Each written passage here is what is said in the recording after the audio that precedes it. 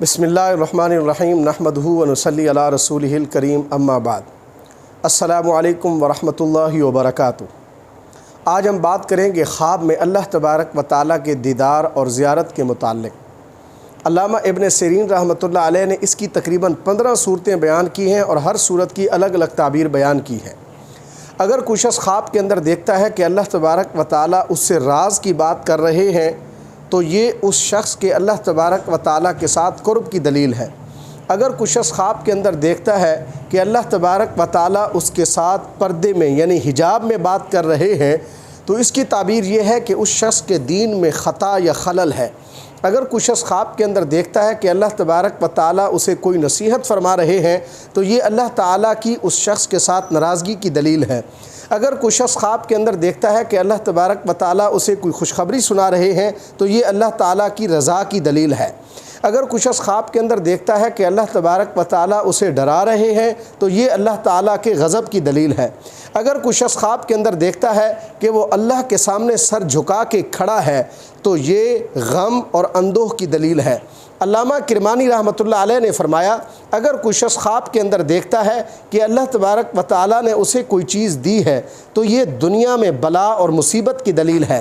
اگر کوئی شخص خواب کے اندر دیکھتا ہے کہ اللہ تبارک و تعالیٰ نے اس شخص کو نظر کرم یعنی نظر لطف سے دیکھا ہے تو اس کی تعبیر یہ ہے کہ اللہ تبارک و تعالیٰ اسے جنت اور اپنا دیدار عطا فرمائیں گے۔ اگر کوئی شخص خواب کے اندر دیکھتا ہے کہ اللہ تبارک و تعالیٰ نے اسے دنیا کی کوئی چیز دی ہے تو اس کی دلیل اور تعبیر یہ ہے کہ یہ شخص سخت بیماری میں مبتلا ہوگا لیکن اللہ تبارک و تعالیٰ اس بیماری کے بدلے میں اسے اجر اور ثواب عطا فرمائیں گے۔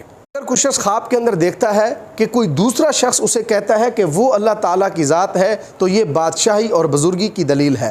اگر کوئی شخص خواب کے اندر دیکھتا ہے کہ اللہ تبارک و تعالیٰ کسی جگہ یا زمین پر آئے ہیں تو اس کی تعبیر یہ ہے کہ اس جگہ والے مظلوم ہیں، اللہ تعالیٰ ان کی مدد کرے گا۔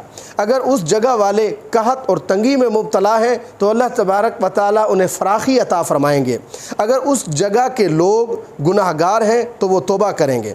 اگر کوئی شخص خواب کے اندر دیکھتا ہے کہ اللہ تبارک و تعالیٰ اس کے گھر آئے ہیں، مہربانی سے اس کے سر پہ ہاتھ پھیرا ہے، اسے خلعت پہنائی ہے تو یہ اللہ تبارک و تعالیٰ کے کرم کی دلیل ہے، لیکن ایسا شخص دنیا کے اندر رنج اور بیماری اٹھائے گا لیکن اس پر بھی اللہ تبارک و تعالیٰ کی طرف سے اجر اور ثواب حاصل کرے گا۔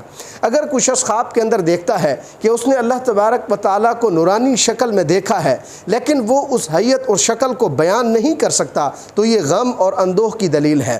اگر کوئی شخص خواب کے اندر دیکھتا ہے کہ اللہ تبارک و تعالیٰ نے اس کا دوسرا نام رکھا ہے تو یہ شرف اور بزرگی کی دلیل ہے۔